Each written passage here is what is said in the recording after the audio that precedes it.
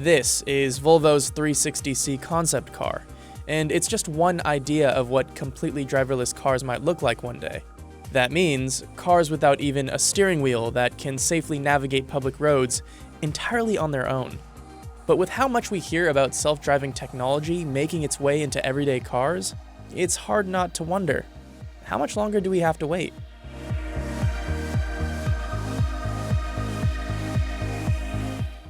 Understanding just how far we've come with self-driving technology can be a bit tricky. To help define how sophisticated the automated technology actually is, the Society of Automotive Engineers classifies these systems using 5 levels.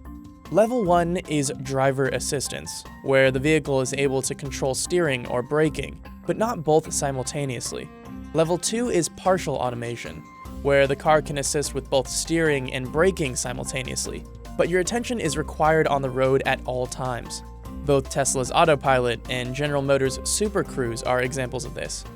Level 3 is conditional automation, where certain circumstances allow the car to handle most aspects of driving, and the driver has the ability to temporarily take their eyes off the road. Level 4 is high automation, where, in the right conditions, the car can take full control, giving the driver a chance to focus on other tasks. And Level 5 is full automation. In this hypothetical situation, the car drives you, and there isn't even a steering wheel. So what level are we currently at? Most experts would agree, somewhere between levels 2 and 3. However, one of their biggest concerns is the public's misconception that we're much further along. There's an incredible amount of confusion in the general public around the context of self-driving. In our survey data here, about 23% of respondents believe that a self-driving vehicle is available for purchase today. And a lot of that has to do with statements by Elon Musk and others talking about the driverless capabilities and the self-driving capabilities of vehicles. These are systems that are made to assist the driver under the supervision of a driver. So, is it simply the limits of these automated systems that's holding us back? Actually, there are a number of other factors in the way. For starters, our roads. Simply put, many roads, especially in the United States, are too much of a mess to support cars that can drive by themselves. So while many individuals out there are really working on the development of self-reliant automation, in essence, a robot that's fully capable of making its own decisions in today's infrastructure, the reality is today's infrastructure is not well equipped for autonomy.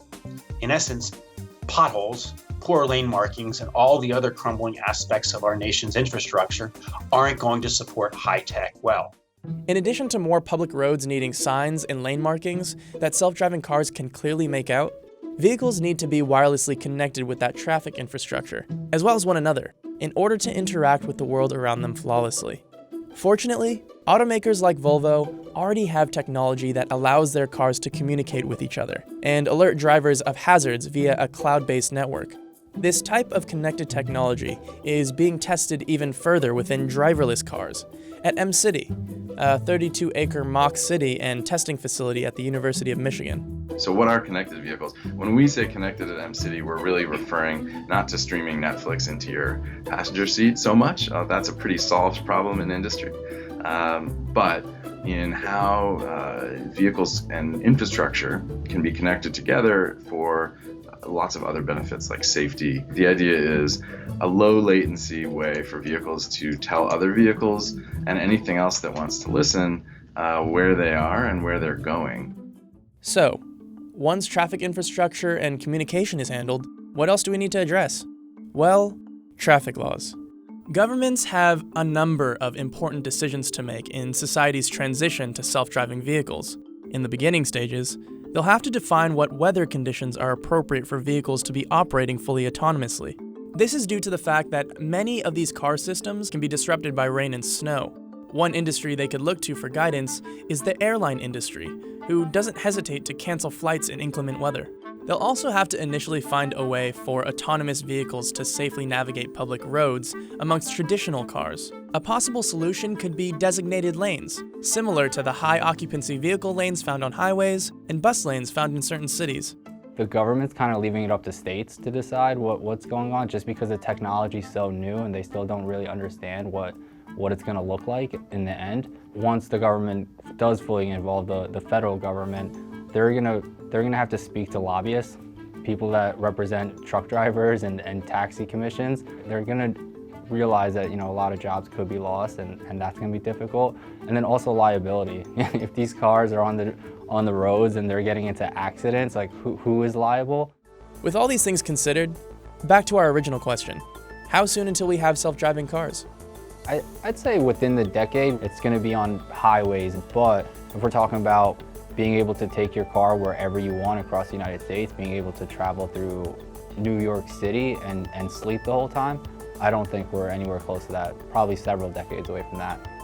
Car makers and tech companies are very heavily focused on the context of driverless technologies. Now, I'm not saying that that's not the future. It is the future. But as many have begun to admit publicly, that future is further away than anybody's realistically considered to date.